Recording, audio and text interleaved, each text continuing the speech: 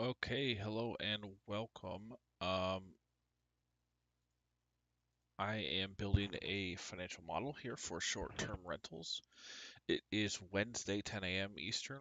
We're getting some content out. I'm pumped. I finished all the upgrades and build out of the dry cleaning service model yesterday and Monday, so now we get to do something new, which is awesome. So I'm starting from scratch here in Excel, Microsoft Excel, and I was researching this a bit yesterday, and it looks like I can build a nice model with this. There's new revenue logic and, well, just general logic I've never done. So this will be a good one. It will be included in the financial real estate financial model template bundle for $310, and it'll also be able to be purchased separately, and I'll probably list it at $45. Um, And don't forget, you can go to smartly.com and get all financial models I've ever built for $9.99, or you can buy by category, joint venture distribution models, SaaS and recurring revenue structures, industry-specific models, accounting and finance tools, real estate underwriting models. That's what we're going to add to HR stuff, personal finance, Google Sheet architectures, sales pipeline, CRM, and Google Sheets, general valuation. Lots of stuff here. I've been doing this for about 7 years. So all the templates are unique. They've all based on things I've had to do or just things I thought would be a good template to have based on work I've done for, many clients. Uh, well over 400. Probably, if you count everything I've ever done, probably in the 600s as far as unique jobs. So, having said that, let's do a link to Twitter real quick so they know I am going live. I am going live. Sound check sounds good.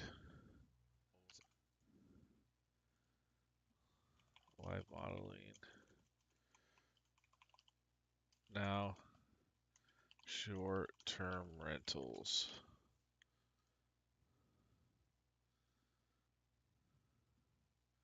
Okay,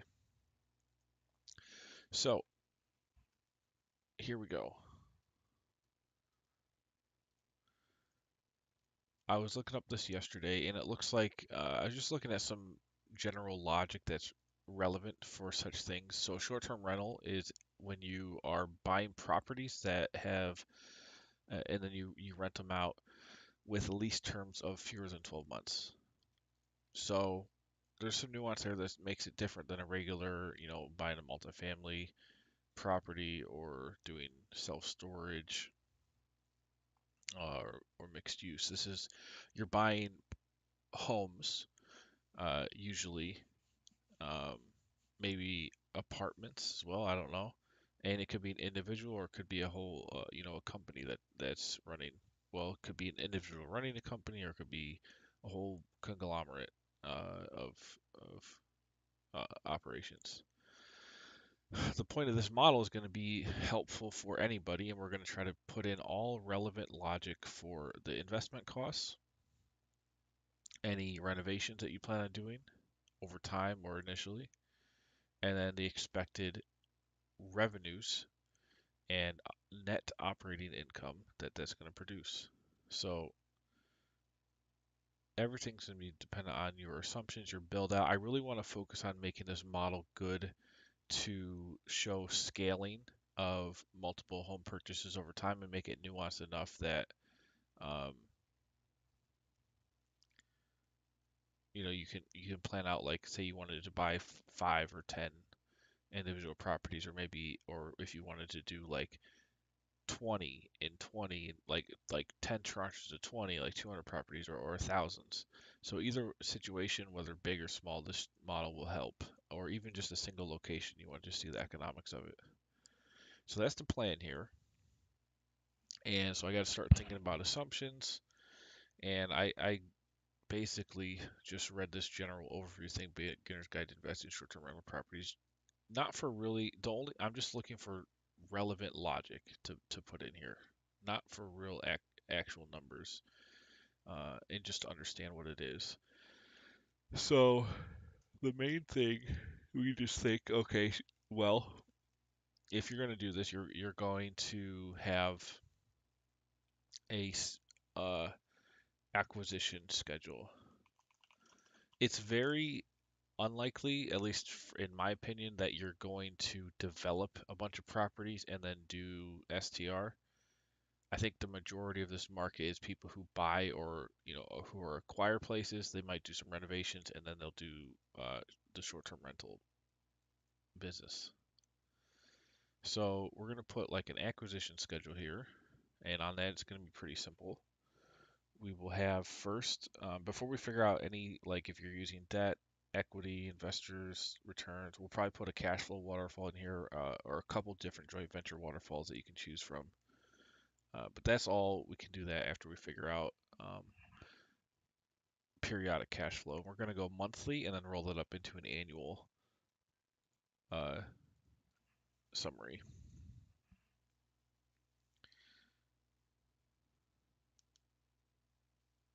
Sorry, one second. Okay, so acquisition schedule. What's relevant for doing this? So we can say, we can have an ID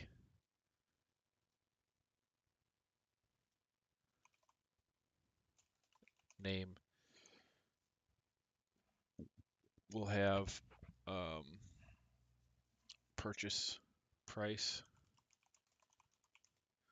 and then from that we can say renovations. We can also say, um, because there's going to be a lot of timing assumptions in this that we need to spread out across the same timeline, but you're going to have multiple potential for multiple acquisitions in renovations happening. So we can say length of renovation. It could be, 1 month or 10 months or whatever. And that will just spread the renovation cost over that period. So purchase price, renovations, length of renovation. I'm not going to get that hardcore into depreciation. I might. I don't know. I might look that up. But that would only be relevant for after tax cash flow. But we can figure out um, pre-tax cash flow without doing that because depreciation is just a non-cash item. It's just essentially be taking your purchase price and renovation costs, I believe, and then just spreading that over the useful life, and then you could deduct that as an expense. And it's just relevant if you're going to show taxes. But if you're not actually showing taxes, then the depreciation's not relevant because the actual cash that's going out for that's happening in these two. Oh, we need to put in date of purchase. We could either assume that revenues start as soon as the renovations start, or I mean end. So you buy it, you do renovations, and then after that end month. So the date of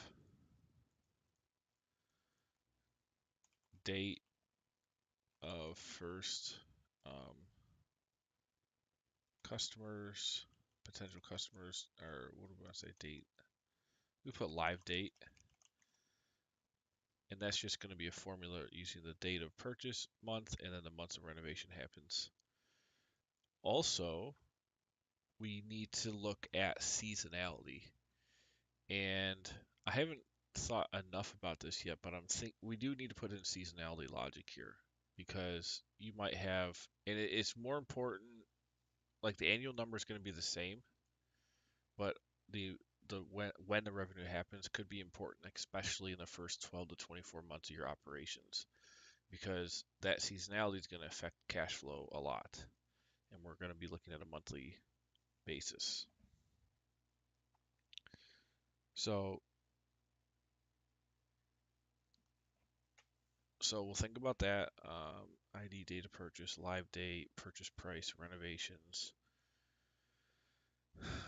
length of renovation. We'll probably put something here that says financing. So you could put yes or no, and then percentage financed, and then this will just flow into, and I'm trying to think about the best way to do the financing logic. Either we can assume all financing is going to have the same terms, probably. So anything that has financing, the percentage finance, that'll flow to an amortization schedule, and the amortization schedule, we can probably, let's think about this, because I don't want to have to do a different schedule for every single one of these.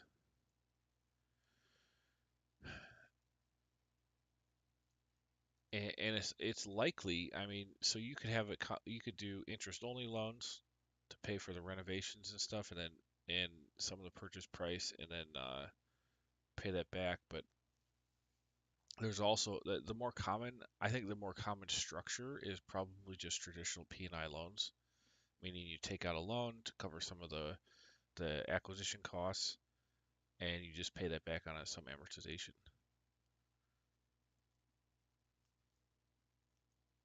Hmm. We can't really roll that though. It has to be separate because even if it has the same terms, you've got one amortization that starts at month end, then you got N plus 5, etc.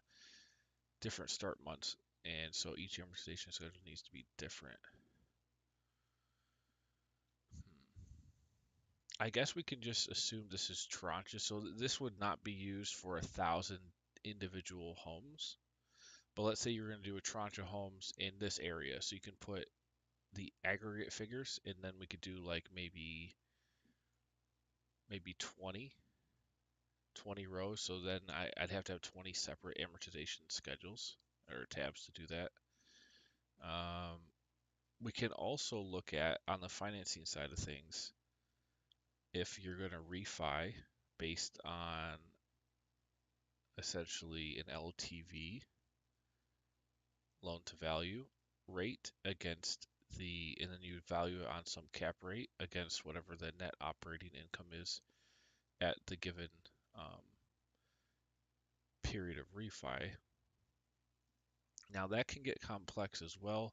I'm just thinking, how deep do I want to get into the financing stuff? Like, do we want to do refis or not? We probably definitely want to have options for amortization. And then the exit month, and on the exit month, it'll just assume any debt is repaid, and that'll just affect cash flow on that exit month. Also, the question is, do we want to assume each tranche or each row has its own exit month, or do we want to assume they're all the same? I think actually we're going to do individuals here on this one.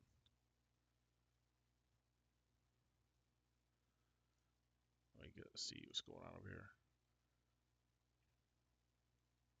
Feel free, guys, talk in the chat. I will take suggestions here, and I will take, custom ideas into consideration. So, and see, this is the main, like, once we figure out all of this, I know what logic needs to be built, and I can start building it. But this is kind of the most important thing to get down first. Oh, we're also going to have OpEx. So here I just saw, when I was looking at these short-term rental stuff, so you're gonna have you're gonna have regular bills, maintenance, insurance, property taxes, permits, and a bunch of other possible expenses that you have to manage. Some people will hire out property management firms to do this for them or to manage it. You're obviously gonna have to pay the money, or you pay the property management firm to pay for you. Um, but it's kind of like similar to a pro forma real estate model, where you're going to have some kind of ongoing fixed expenses, and then your margins are going to be based on that, against how active the property is and the rent. So we want to do seasonality. I'm just going to put this here so don't forget: seasonality, OpEx. Let's just put these items over here for now. Seasonality, OpEx, um, rent, rate, logic, figure out what's the best way is that, like utilization. That kind of goes with seasonality. Uh, let's think about this.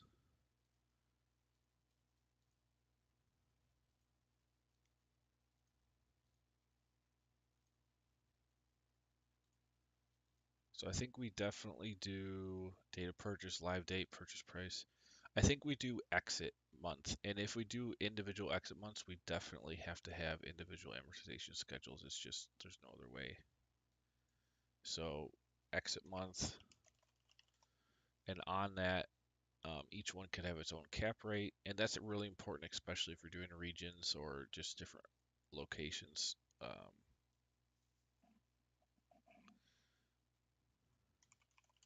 Exit cap. The main thing I'm stuck on now is if we want to do refinance logic in these or not. I mean, it's just a general thing that anybody who has a loan or a mortgage, if they're going to finance some of these. Now, if you're doing all equity, obviously none of that matters. You're not going to be financing anything. It's just all cash. And some people do that, but we need to have the option to do financing, I believe, to make the model have a wider customer usefulness reach. Uh, so do we do refinance? Let's see. I mean, I'm doing each individually, so I guess so you buy,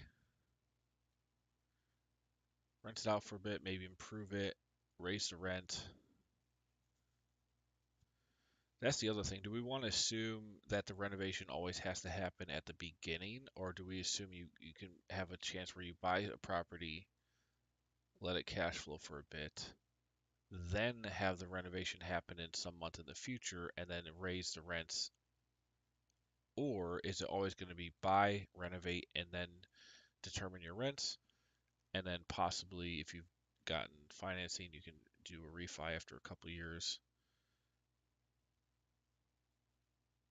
if it's favorable. And then you have a new amortization schedule, which then gets paid back on the exit month based on whatever you sell the places for. That's the main thing. So exit cap's going to be very important. Exit month. I think sure, we'll make it sophisticated enough to do refis. I think that's relevant. People are going to like that if they do a lot of these, they're going to want to have refi options on each individual. So that's fine. So we're going to have basically each row, and we're going to do I think 20s. Let's see. Let's see how many we have here. I think 20 is a good number.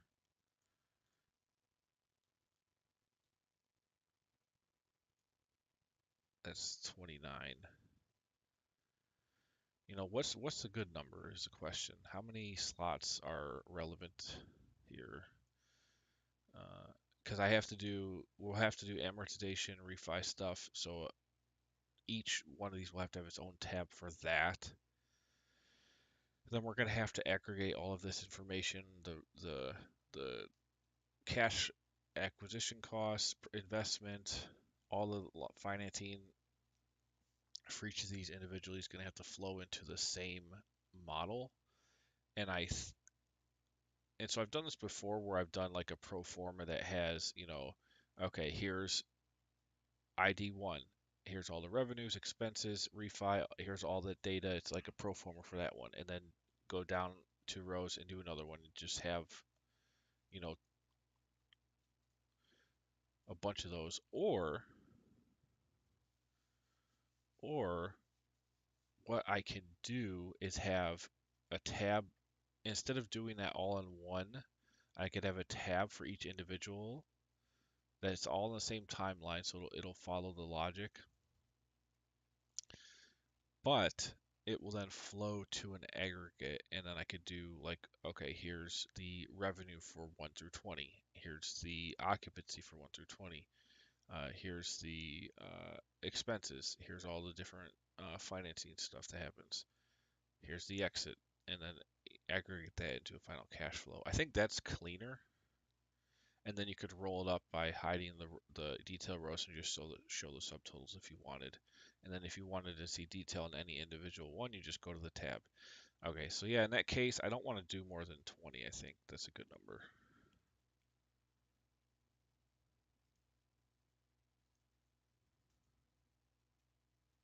I believe.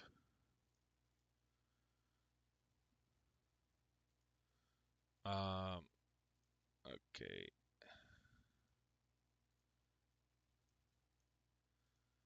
So we want to also have a global control to define some things like dates, start month of the model itself.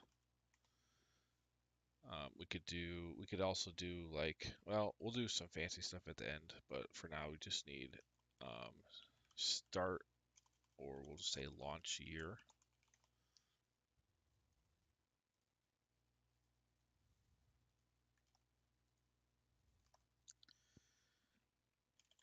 And then based on that, we can do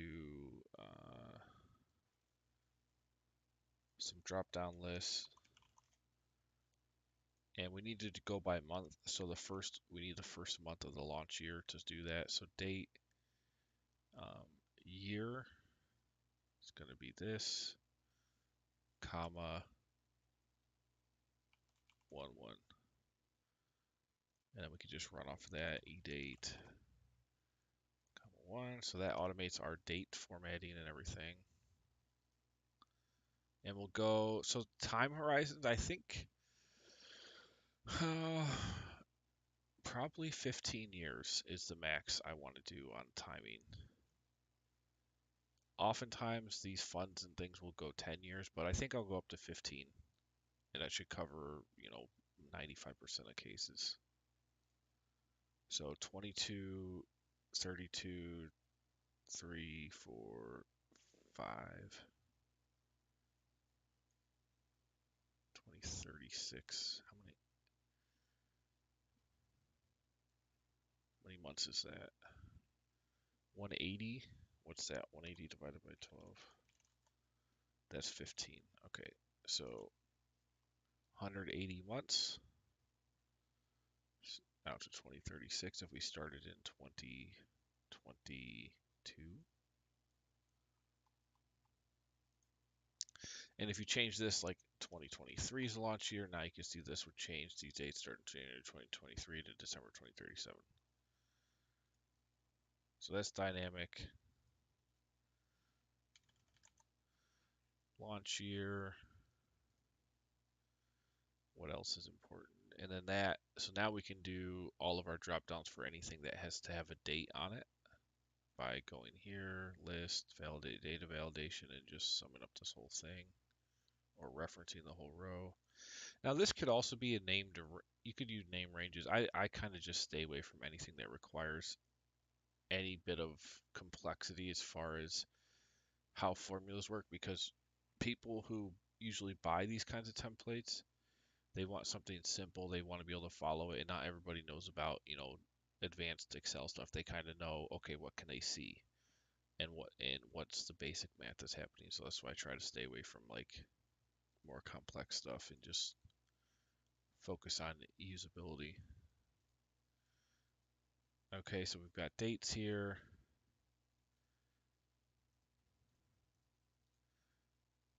These actually won't need a validation though.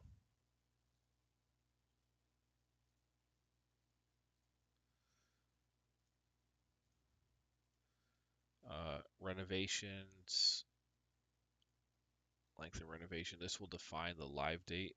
So let's think about this. If this is a purchase date, month of purchase, and you do, um, let's say 5 months, or let's say 2 months of renovations.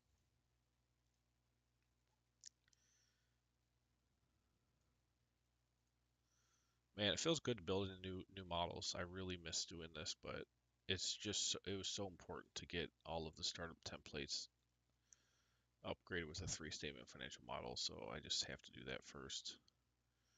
But we'll get back to doing more of these. And if I can get I've been getting fast at doing the starter models, so the faster I get at that, the more time in the week I have to do new stuff like this. Okay, so if this is 2 months, so you go January, then you have Jan, Feb, and then I guess March would be the start month of when revenue can start. So if we do e-date, purchase month, comma this, we want perfect. So that'll be our live date when revenue can potentially happen. Purchase price, this stuff is fine for now. We'll worry about that later. So here's our basic.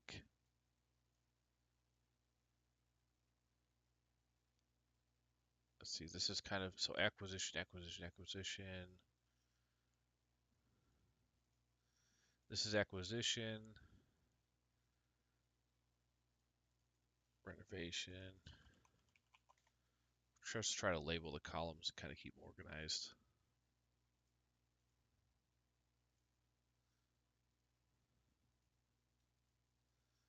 Financing, exit, that could be it. Okay, so I'm not worried about that right now. So this is good. I'm trying to think if there's anything else in the global control we want to define right now.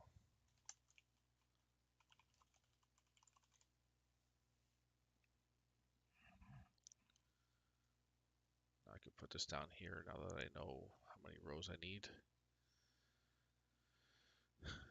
Um,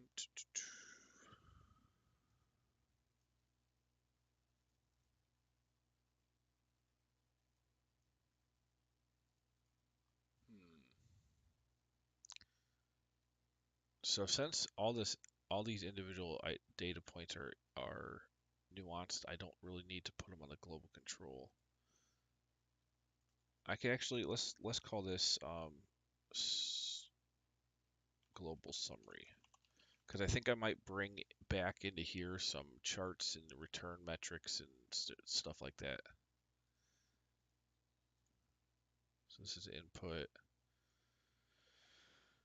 All right, well, let's talk about how do we want to define seasonality for each of these individually, and then how we're going to do OPEX, and then utilization or occupancy.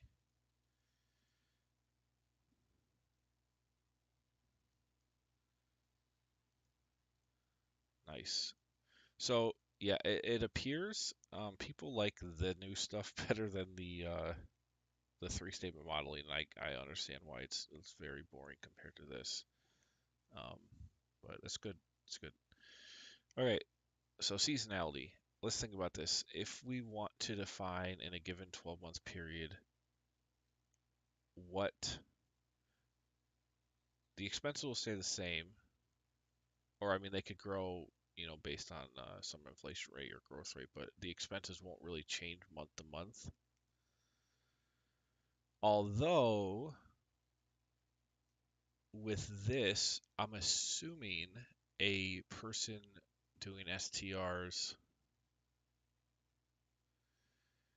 you have some expenses that are going to be more direct to when people are staying there versus when they're not. So your expenses might be a little bit higher in those months that are busier, or the expense amount could be, you know what I'm saying. If June, July, August are way busier, you'll probably have some more costs in those months as well. So we'll have to think about that. But first, we need to do occupancy revenue. So you have these short-term rentals. You might be busy every single week. You might be, um, some months are slower, some months are heavier. So what we want to define is, so here's the acquisition renovation. We could either do another tab, or we could just keep it in the same thing here.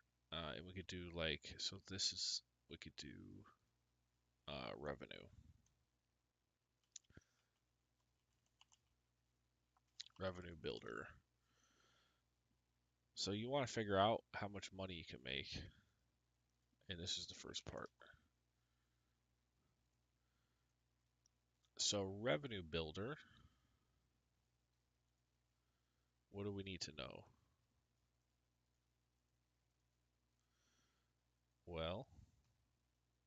just so we have something here, let's put financing assumptions.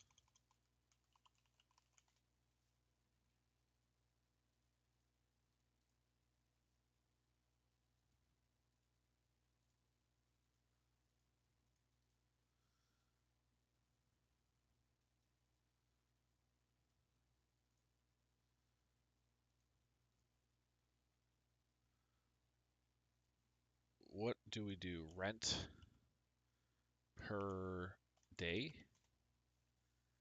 And also, I mean, here's the other thing. You could have higher rates for sure, just like a hotel. You might have higher rates at different times of the year. I'm assuming you're able to change your rates that you charge based on seasonality. So if I say I'm going to buy this house, I'm going to buy a house, one house, and I own it, and now I want to, I'm not going to live in it. I'm going to say, okay, I'm going to list it on, Airbnbs and wherever else.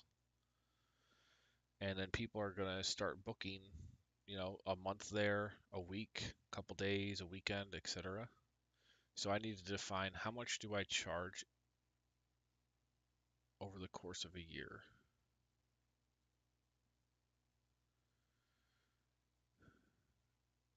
And so here's where it's also going to get tricky.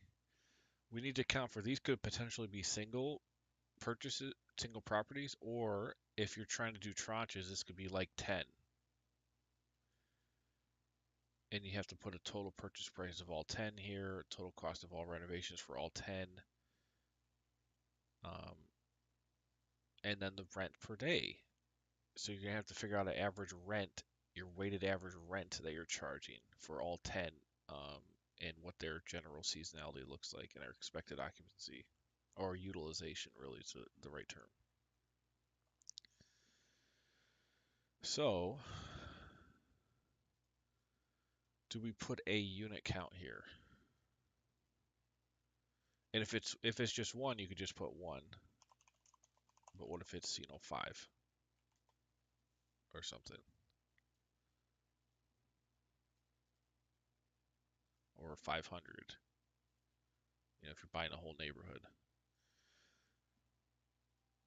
So it needs to be able to be arbitrary, is the point I'm saying. So let's say this first one's 5 rent per day.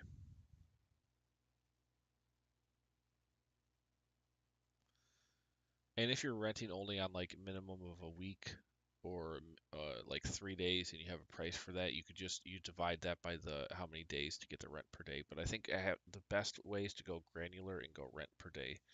Let's say, $250. Let's just put some numbers in here and think about the logic. Now this rate is going to be more or less determined by the market of in the area. If it's a really nice place, there's a lot of factors in this, but you'll be able to define that for the whole tranche. What's the average rent per day? So let's say we get these 5 properties, $250 a day. We need to then define seasonality for each one. So honestly, I think we could put it on a new tab and be cleaner because then you just have, okay, here's my acquisitions, here's my revenue, here's expenses. But if we keep it on the same tab, you can kind of get a better sense of things and just kind of scroll over. We could just make it a lot of columns over, and I think that might be okay, and then query everything based on the ID. And then that'll be easy because then to build the Excel model out, I can just build one tab that's dynamic based on ID name, and then I can just duplicate that 20 times and just change the cell reference in each tab from ID 1, 2, etc. So sounds good to me. So revenue builder, rent per day, seasonality.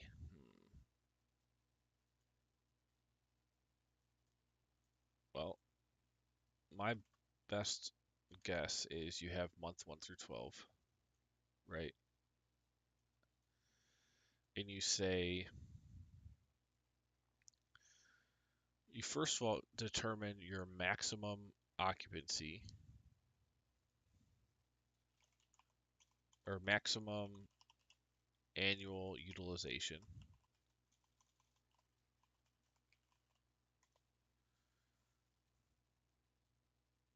Well,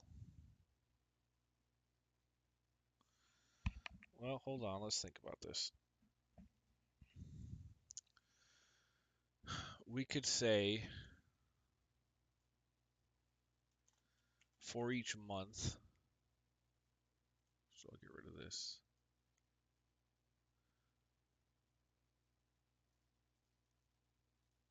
Utilization.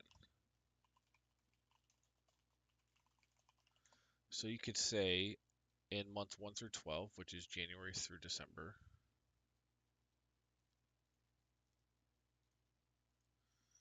what percentage of the month is occupied? So let's say 80%, meaning of a full month, 80% of the days in that month are being rented out.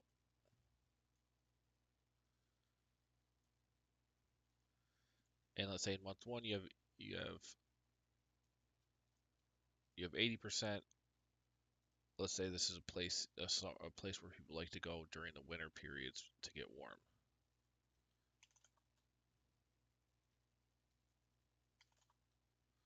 So 80% in January, 80% February, March, maybe 70, 65. I don't know. I'm just making up numbers here. 5, 6, 7, and then maybe here it starts to go back up.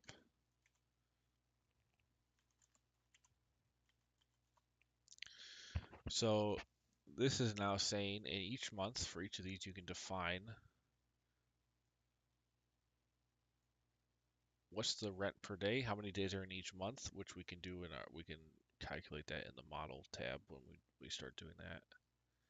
We do, okay, 80% of the month we have people paying $250 a day, and then there's 5 units in this case for this one. So your rent for let's say there's 30 days in the month. You say on average 80% of those times you're booked, so 24, you're paying $250 a day, and then you've got 5 units. So it's $30,000 a month in this scenario of top line revenue. And then we can make that dynamic over each month, do the same logic. So that looks good to me.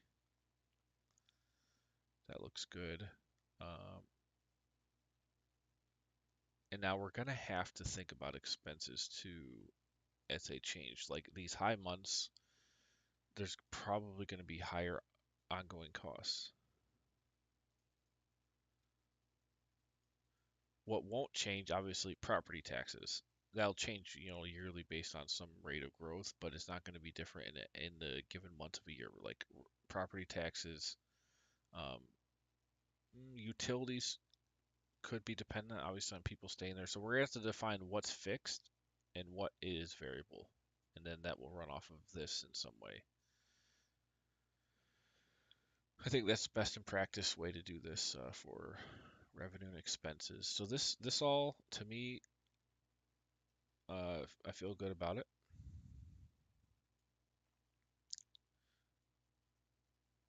Let's see. So seasonality, good, good.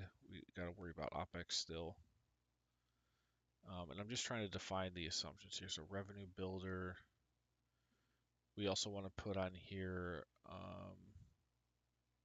because I think I'm going to decide. I'm making the decision that these will be situations where you purchase, potentially have renovation, and then you go live. There's no period in between buying and then a break while you're collecting rent, and then you renovate, and then a new. I've got other models in the real estate bundle that already do that, and I don't. It's too specific to be. I think it's more useful just to have it like this. So So then you only need one rent definition here. We also need to define annual growth. And also, so remember we did seasonality, but we also need to do, well, how do we change the rate that's charged? And what we can assign here, so this is saying the percentage utilized. Well, we're going to have to do a full nother schedule that says in month 1 through 12,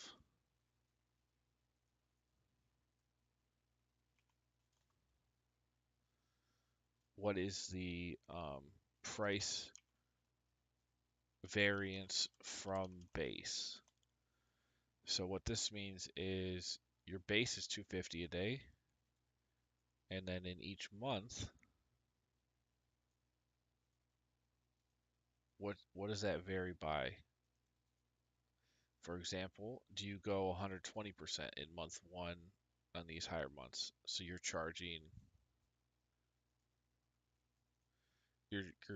would basically be charging $300 if it's 120%. Or on the lower months, maybe you're charging 80%. And then in that case, the rent for that month per day is going to be, $200 instead of it. So that's fine. So we could do that. Let's say 100%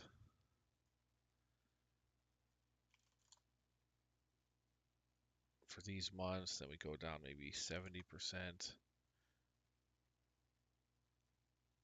and then back to 100. But you get the idea.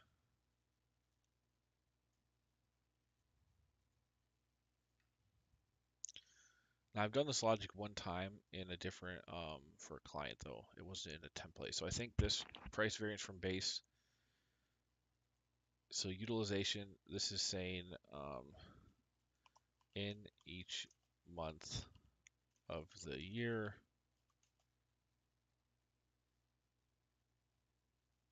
how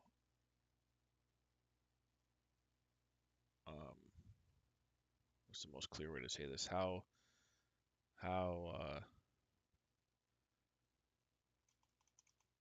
in each month of the year, how often are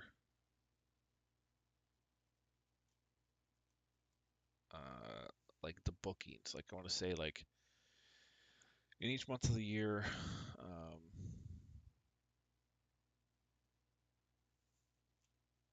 or I can say defines the portion of each month that are booked,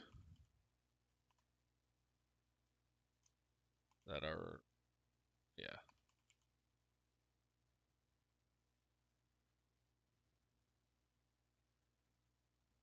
defines the portion of total days in a month that are rented out and average.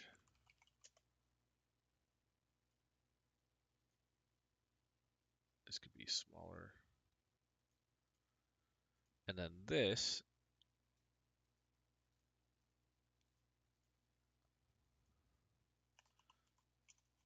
price variance from base rent, and this defines the change in rent relative to the base price.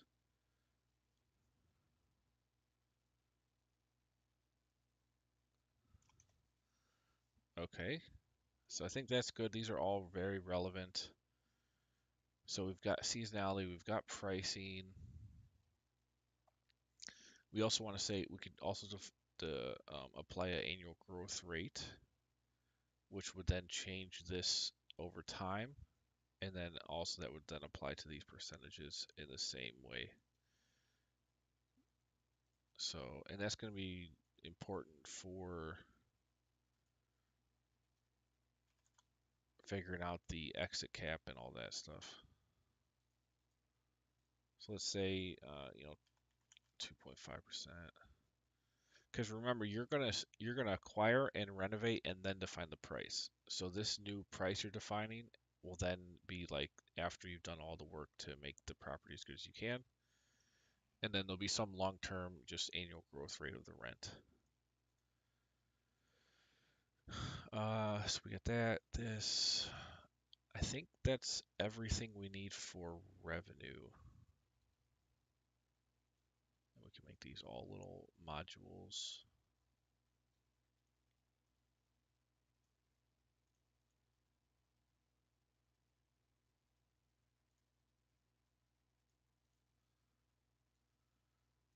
So your acquisition assumptions, financing, revenue builder. This is kind of all revenue, but is there anything else here? So rent per day, growth, and then all this stuff. For each one, it can be different. I think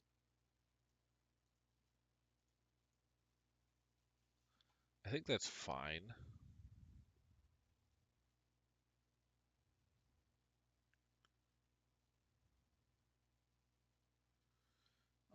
Just thinking here.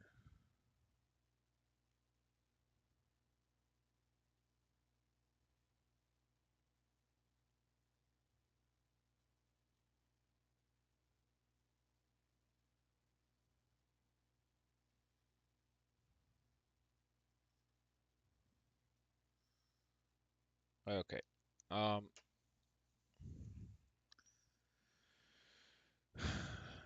so we have all this. Let's talk about OpEx now. So we go over here. I think we just do another.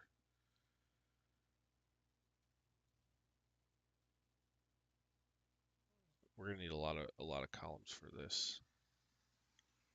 But the key is when somebody buys this template, they need to see.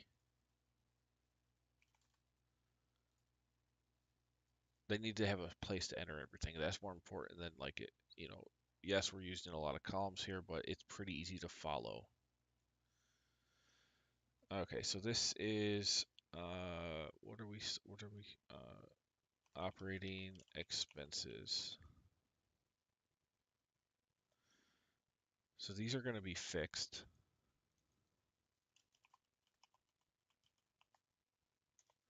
So what are generally fixed expenses? Well, property taxes. And we want to define expected monthly.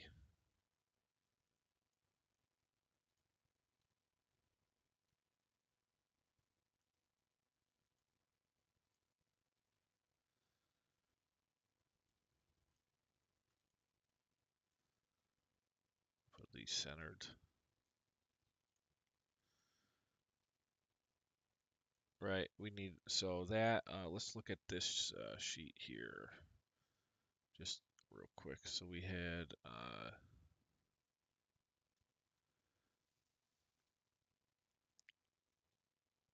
here we go.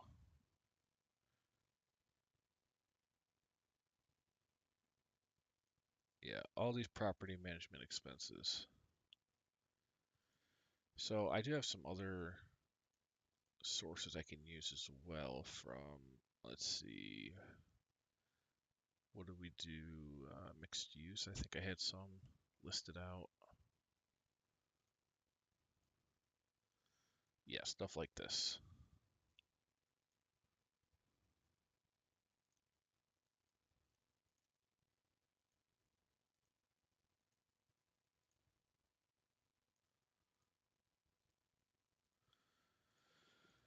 Okay, so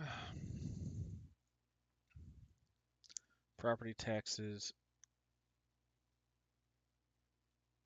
maintenance, that's a common one. Now hold on, let's think about this. Maintenance might be a variable. Insurance, that's fixed.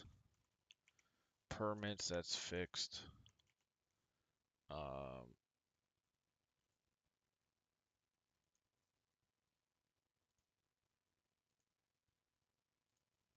let's look at this. Advertising and marketing. I'm assuming that's also going to be variable because you're going to be, focusing on, well, who knows what your plan is, but you might be spending advertising and marketing dollars more in one month than the other. So that we're going to go variable with this, variable with this. Turnover is probably variable. That's like to go, get it ready for the next person. And that's going to be a function too, well, of your utilization. So in a month, you might only be able to utilize 90%. If you're even with full demand, you're going to need time to get it ready, or however you want to do that for the next person. Um, so some turnover costs, repair, maintenance, marketing. What else do we have here? So that's all of those. Contract work in general that can be fixed. Management fee. So if you're paying a management company some fee, that would be fixed. Payroll administration, utilities. So utilities, electric and gas, water, sewer.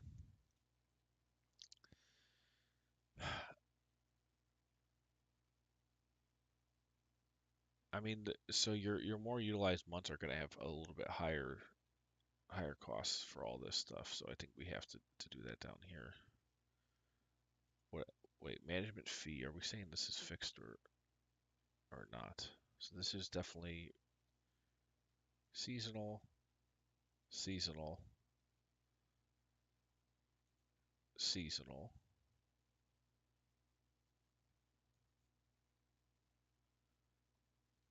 Where did I put my fixed stuff? Hold on. Because I had like property taxes. Let me undo.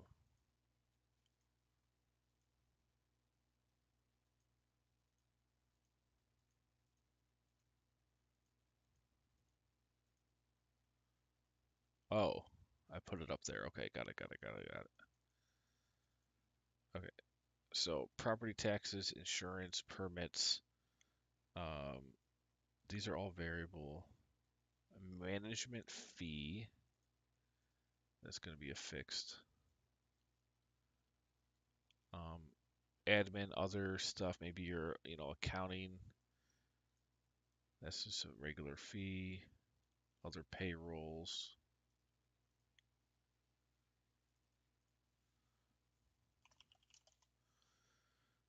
Um, we did this, insurance, and then just extra fields. Okay, so that's pretty good. That'll cover most of it. So these are our fixed ones here. And then we could do, a couple others. So like, let's just do this whole thing. Extra field. Probably don't need more than like 3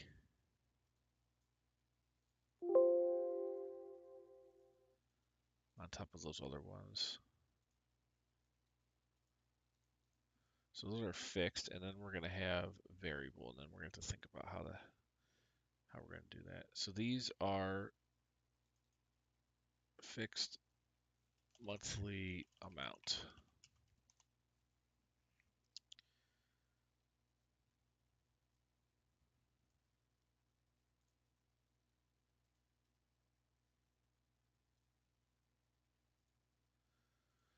So whatever this is, property taxes per month, let's just say it's the same for all these.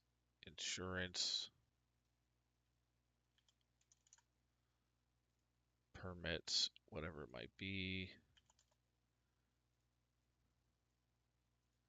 Management fee, whatever it might be. It could be vary per property, but on average, some number, I don't know. Some number here.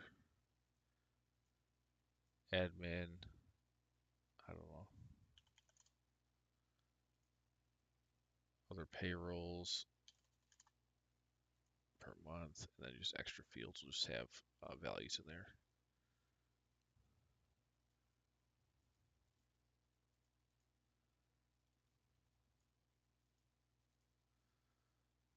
right, and then our variable.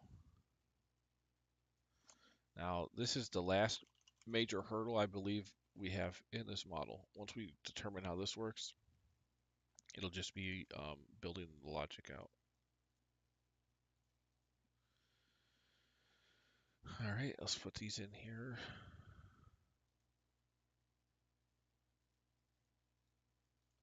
Now, the question is, how do we make these variable?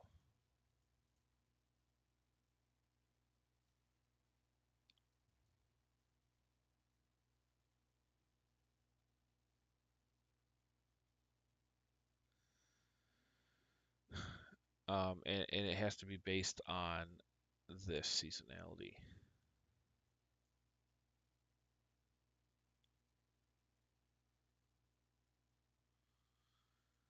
So we can say relatively, what's the highest percentage, and that would be like the maximum base cost, and anything less than the max here would then be a portion of whatever that is relative to the max, and that's defines the total cost. And then in your cost, you're going to define, so that for the variables, you're going to define the maximum. So that, you know, when you're 80% occupied in a given month, what is the maximum cost for that month for these different things? And then that'll be the cost. And then when you're less than that, you'll do a proportion of it. Okay, that sounds good to me.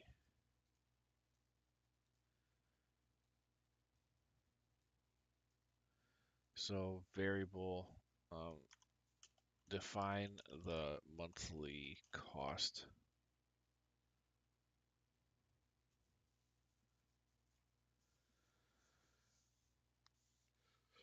Define the monthly cost maximum. And I'll just put it, I'll have to put explanations for how that logic is actually working.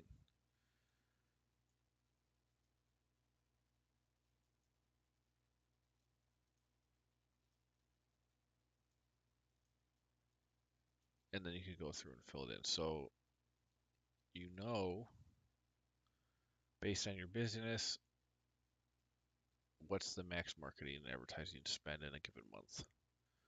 What's the max repair and maintenance expected? What's the max turnover, et cetera, et cetera.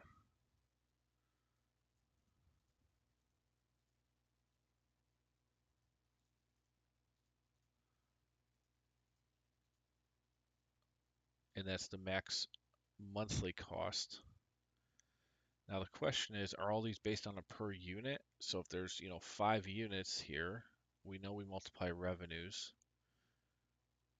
Here, do we also multiply costs? So fixed monthly, is this the property taxes per unit on average or for all 5? And I think here we say fixed monthly amounts per unit. So average fixed monthly amounts per unit.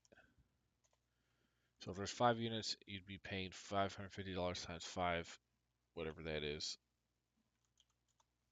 $2,700 a month for property taxes. So just know these are on a per unit basis. So are these. So if it's $2,000, you got 5 units, it's $10,000 a month in marketing and advertising. Now this will then also jump and apply to the utilization to change. So the 5 monthly cost maximum.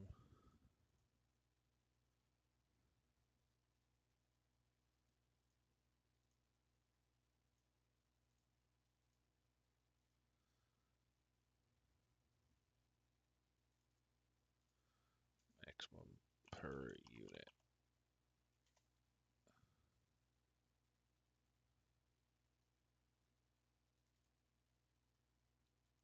And then let's fix the formatting here. These are fixed. And then we don't need parentheses on these. Variable.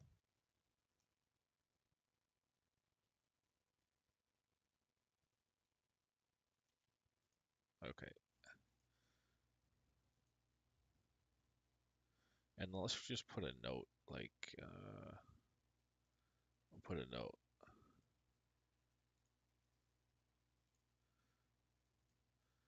So these costs will be driven off the utilization per month percentages, whatever the max percentage is will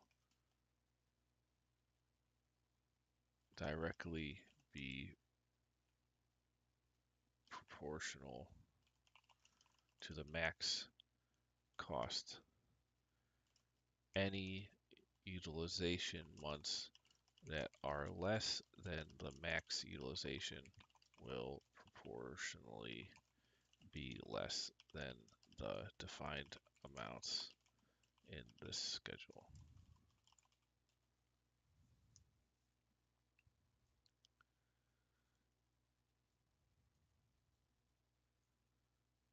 Okay, so you got that note there. All right, so we got fixed variable costs. Um, we've got all the price variance, seasonality, revenue, builder. Let's just change this to pricing, financing, acquisitions. So that's pretty much all we need as far as inputs go, I believe.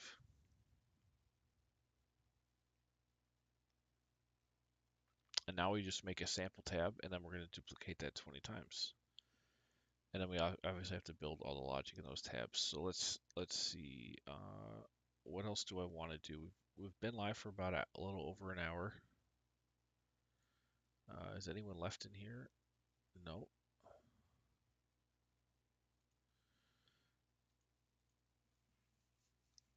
So I feel like this is probably a good stopping point. It's only Wednesday. So tomorrow I can start building the tab logic for all these assumptions, and then um, as much else as I can, and then Friday maybe we'll finish it. We'll see. Uh, we'll probably put tab one like kind of like this too, and these will be maybe light green colored.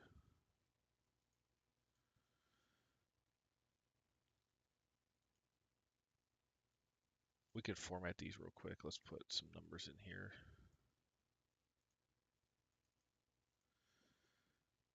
Maybe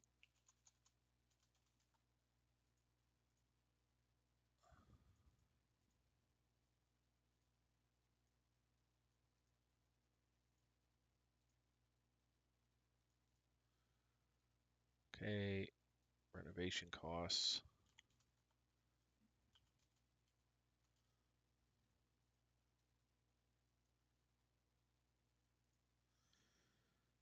Length renovation, or just make sure also we don't need any other logic.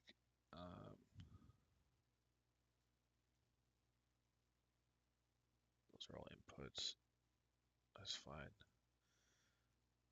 So we have the purchase price, length of renovation. This will be evenly spread over these amount of months. Basically, and it'll have to say if it's greater than the purchase date and less than the live date, then take this amount divided by the amount of months.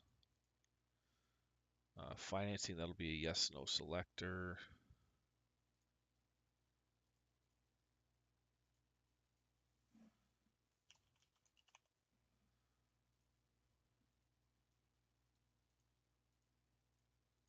So I've never done this type of style where there's multiple um,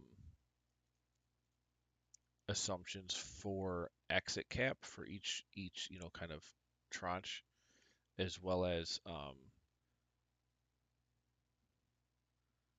renovations. I've never done that logic with this kind of a style, so this is all new stuff here. This has just got to be formatted as a percent.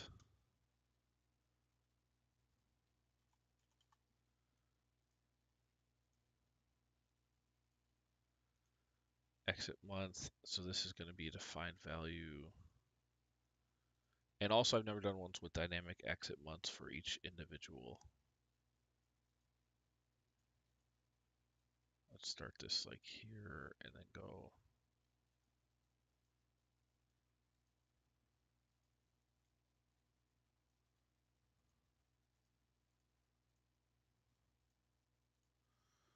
Okay, and exit cap, we varied by tranche, so it would be, well, not 880. This definitely needs a percentage, 2% or decimals.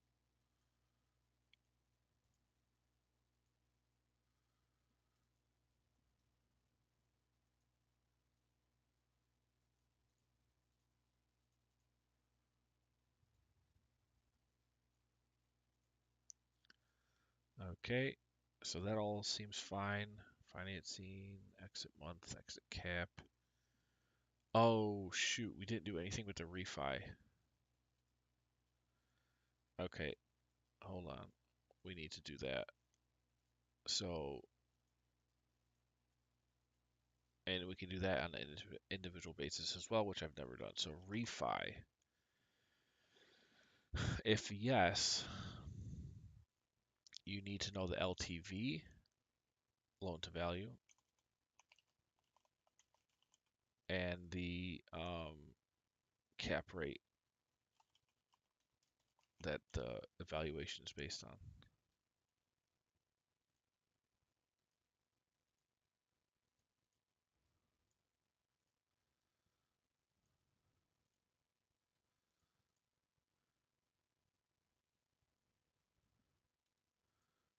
You know what? This is kind of hard to do with these big black lines, and I am sure it's going to be annoying. So I think we'll do, shoot, let's just do them all as the light lines. Does that work? Yeah. And then we could have up top here just be separate.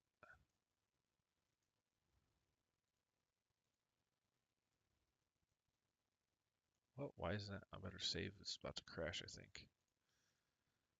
Okay. So we got our bottom borders and everything else. So now you can just kind of drag stuff around a lot easier. Let's update this.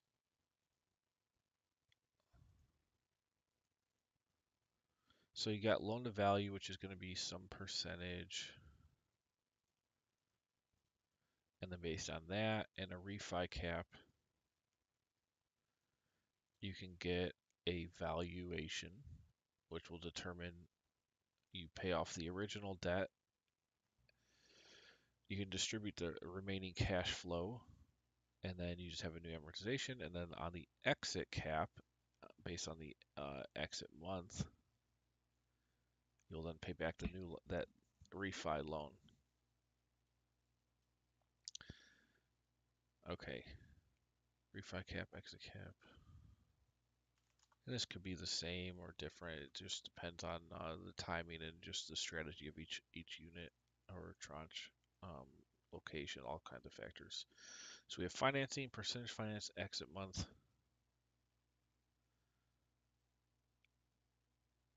Exit month kind of seems like it needs to be somewhere else.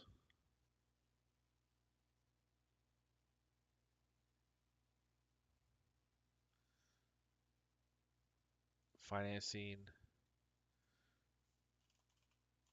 refi, exit. Yeah, so here, this exit cap can be there. This exit month can be here.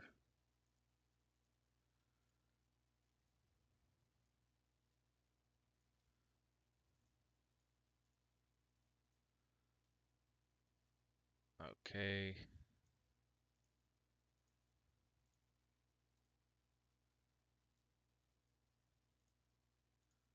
Give these boxes. All right, those have them. All right, looks good, looks good. So we've got financing, yes or no. Percentage financed.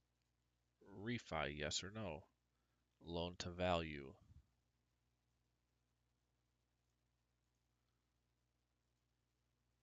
If yes,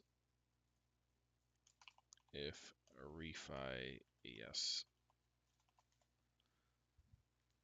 The refi cap rate, exit cap rate, exit month. Now here, hold on.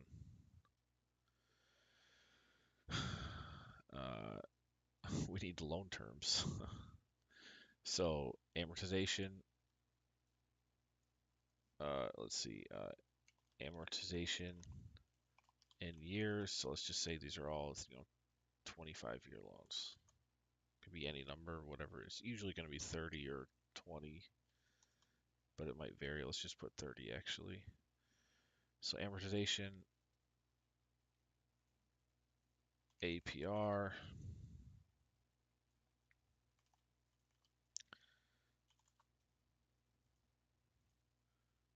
your interest rate on these loans, payments per year, put 12. Okay, am I forgetting anything? Amortization, interest rate, payments per year, the amount financed will go based on this and this. That's fine. We're not doing any interest only periods on this. And then we got to do the same inputs for refi. Usually the interest rate will be lower if you do refi. Now what's nice about doing this granularly is you can better audit your stuff if you actually did this and want to check it, what actually happened. This will help with that as well. So here you got, and then APR on the refi. Man, this sheet's probably worth a lot more than $45, I'm gonna say. I might do 75 on it, I don't know.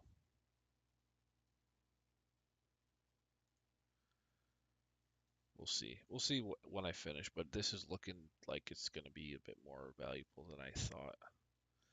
Financing, percentage finance, amortization, APR payments per year, refi, amortization, refi, APR refi,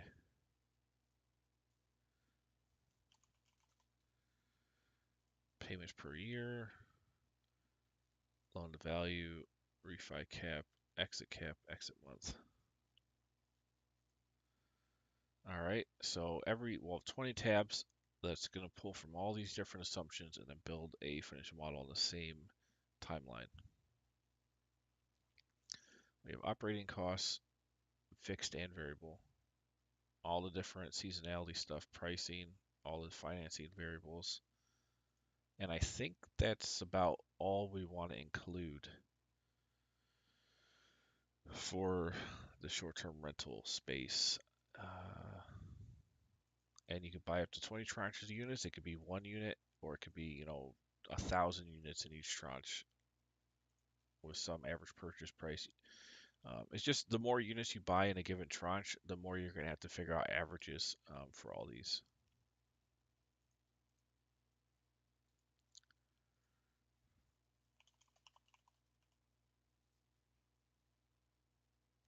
Let's put average purchase price per unit, average renovation cost, and that's just so we know we're multiplying these numbers by the unit count to get the totals.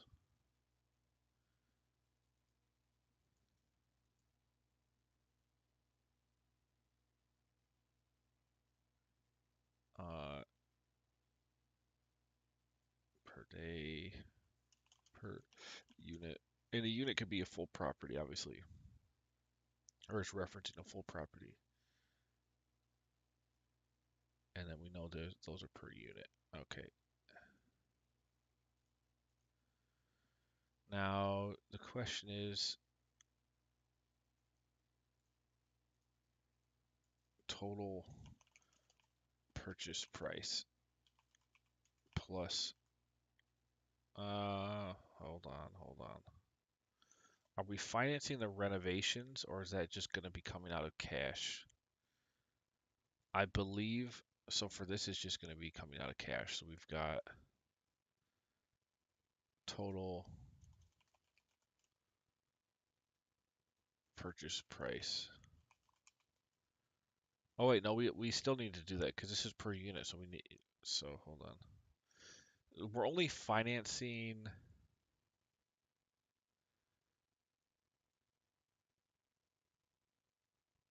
We're only financing the purchase price, and we could do this next to it. Go here.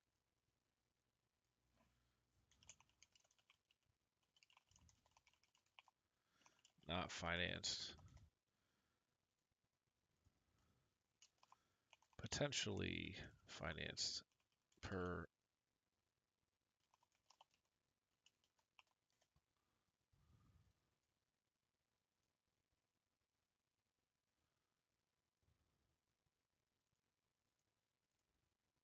So this is a formula. Simply that times that. Oh, and then this same thing.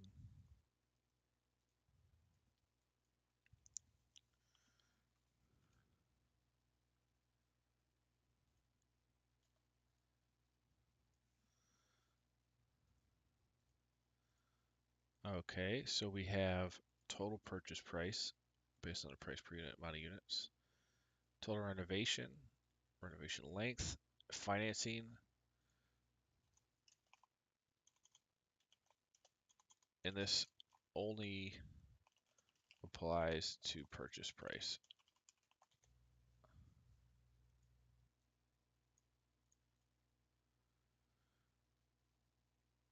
Percentage financed. I guess here we could put amount financed.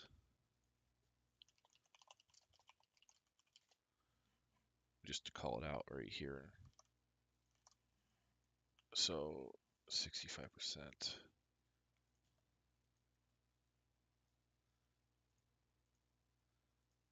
But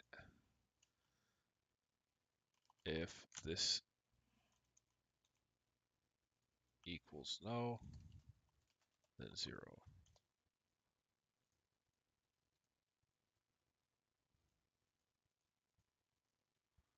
Okay.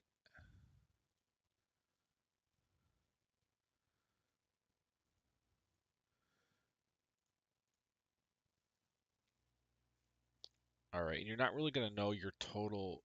Well, you'll know your total cost plus or purchase price plus renovations, but these are going to be spread out over the months, so it's more accurate just to look at when I do the monthly summaries. It'll show all of that in the timing and the total investment that's going to be needed versus what's being financed and all the debt schedules and all that stuff. All right, now I think we're good. I think for sure the price of this is going to be $75 as well. There's just too much value here to go 45 on it. So it'll be intermediate level pricing. And it will also be included in the real estate bundle. And the real estate bundle, if you want to look at it here, is $310. And it includes all these templates plus the STR I'm going to do. I'm really happy about this short-term rental model. A lot of unique logic here. And if you look at the logic, you can probably apply this to more than just short-term rentals. You could probably apply this to a lot of different real estate deals. Where you're buying like properties because the costs here, it could fit commercial as well. So this could be used for a whole bunch of different stuff. Now the real part of the STR is this utilization, but if you didn't have that, if you're just buying a regular property, um, like a commercial property, you could just set all these at 100%, as well as this. So lots of flexibility, really cool model. It's got all new stuff. So tomorrow I'm going to try and start building off of this, and we'll start doing our model tabs, and then we'll do aggregation. But really cool. So I'm happy I got into the short-term rental um, stuff. I really got the ideas from Twitter to do it, because a lot of people are kind of getting into this a lot now. Don't forget also if you want to check out more templates, I've got stuff for all kinds of uses in Google Sheets and Excel. You can buy all the templates I've ever done for $9.99, tons of value. I mean, a lot of these templates are only like I'll build them for like $750 to $1,000 custom. So to get over 100 templates for this price, super valuable. Alrighty, guys, we'll see you tomorrow.